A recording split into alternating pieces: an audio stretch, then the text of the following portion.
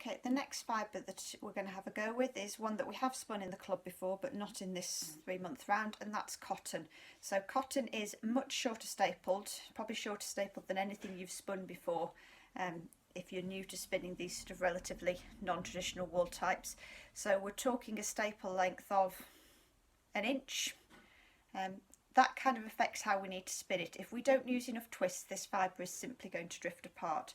So what we need to do is we need to add an awful lot of twist, and this is where taking a little bit of it, putting it over your finger like that, use the highest ratio that you've got. If you haven't got any choice of ratios, basically treadle lots, and you need to be cautious about how much fibre you're letting to go in. So reduce your take up a little bit to make sure you're putting enough twist in this. It's hard to over twist cotton, and it really is hard to overstate how hard it is to over twist cotton.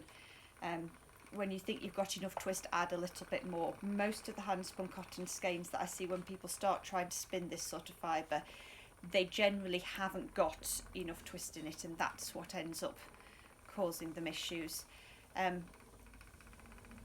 You generally make cotton yarns thicker by putting multiple strands together rather than trying to spin it as a thicker yarn. Because it's got no bounce or no memory, you rely on creating a yarn that's got a bit more swidge to it by the effect of putting multiple plies together. If you try to spin a cotton yarn as a thick yarn, it ends up not having enough twist to hold the fibres together. So you do need to sort of spin this finely. If you've got the 100 gram option, if you expect to be spinning this one for a while, it's a good value fibre. If you are really struggling with it, so I've ended up basically just holding it as a tiny little clump of fibre.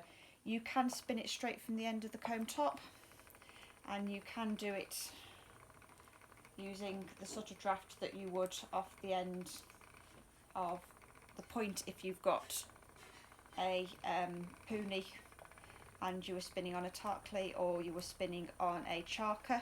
You can still do all those techniques exactly the same way on a spinning wheel.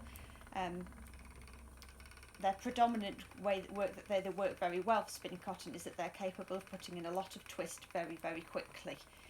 So that's the main thing, is lots and lots and lots and lots of twist.